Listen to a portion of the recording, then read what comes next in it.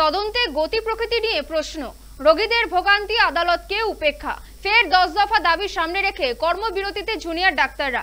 Supreme নির্দেশকে অগ্রাহ্য করার স্পর্ধা দেখালেন জুনিয়র চিকিৎসকরা। এতদিন পেরিয়ে গেল তদন্তে গতি প্রকৃতি প্রশ্নের মুখে। এমনই দাবি করে কর্মবিরতি চালিয়ে যাওয়ার ঘোষণা করলেন জুনিয়র ডাক্তাররা। মঙ্গলবার সাংবাদিক সম্মেলন করে রাজ্য কেন্দ্রের পাশাপাশি কেন্দ্রীয় তদন্তকারীদের ভূমিকা নিয়ে প্রশ্ন তুলে জুনিয়র ডাক্তারদের অভিযোগ, শুধুই আশ্বাস দেওয়া হয়েছে, নামমাত্র কিচ্ছু কাজ হলেও নির্যাতিতার বিচারের কোনো দিশা মিলছে না।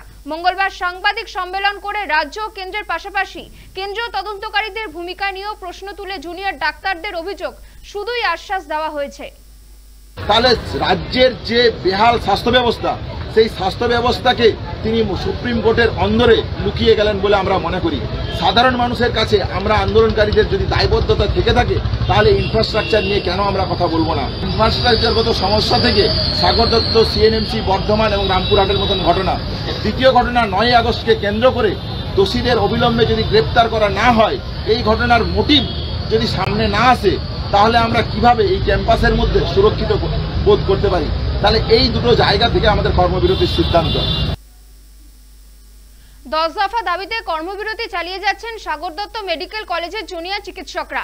দাবি পূরণ না হওয়া পর্যন্ত কর্মবিরতি চালিয়ে যাওয়ার হুঁশিয়ারিও দিয়েছেন আন্দোলনকারী চিকিৎসকরা। মঙ্গলবার আন্দোলনকারী চিকিৎসকদের সঙ্গে দেখা করে কথা বলেন এপিডিআর এর একটি প্রতিনিধি দল। আন্দোলনকারী জুনিয়র ডাক্তারদের পাশে থাকার আশ্বাস দিয়েছেন এপিডিআর এর প্রতিনিধিরা। রোগী মৃত্যুকে কেন্দ্র করে সাগর দত্ত মেডিকেল কলেজ ও হাসপাতালে উত্তেজনা ছড়ায়। চিকিৎসক, স্বাস্থ্যকর্মী ও কর্তব্যরত নার্সদের হেনস্থার অভিযোগ ওঠে রোগীর পরিবারের বিরুদ্ধে। আরজিকর কাণ্ডের পর সাগর দত্ত মেডিকেল কলেজের এই ঘটনায় ফের একবার হাসপাতালে কর্তব্যরত চিকিৎসক থেকে শুরু করে স্বাস্থ্যকর্মীদের নিরাপত্তা নিয়েও প্রশ্ন উঠেছে। ঘটনার প্রতিবাদে আন্দোলন শুরু করে জুনিয়র ডাক্তাররা। তাদের সেই আন্দোলন এখনো চলছে। 10 দফা দাবি নিয়ে আন্দোলন চালিয়ে যাচ্ছে চিকিৎসকরা। এবার সেই আন্দোলনকারীদের সঙ্গে দেখা করলেন এপিডিআর এর প্রতিনিধিরা।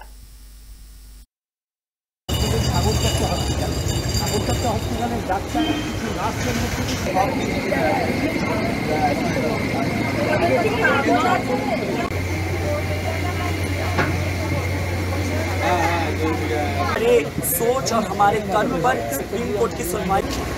রাজ্য প্রশাসন কার্যত ঘুমিয়ে আছে। রাজ্য প্রশাসন ঘুমিয়ে আছে বলেই জুনিয়র ডাক্তারদের কর্মবিরতি বন্ধ হওয়ার পরেও বিভিন্ন হসপিটালে এই ঘটনাগুলো ঘটছে। ঘটনাগুলো আলাদাভাবে বিচ্ছিন্নভাবে দেখার কিছু নেই। ঘটনাগুলো গভীরতা কিন্তু প্রত্যেকটাই অভয়ের ঘটনার দিকেই নিয়ে যেতে পারত। কিন্তু কোনো জায়গায় আমাদের একটা জিনিসই খারাপ লাগছে যে এই এত বড় ঘটনার পরেও সেটা সুপ্রিম কোর্ট মনিটর, তাও রাজ্য প্রশাসন সেই জিনিসটা নিয়ে যথেষ্ট উদাসীন এবং এই ব্যাপারটাই আমাদের ভাবাচ্ছে।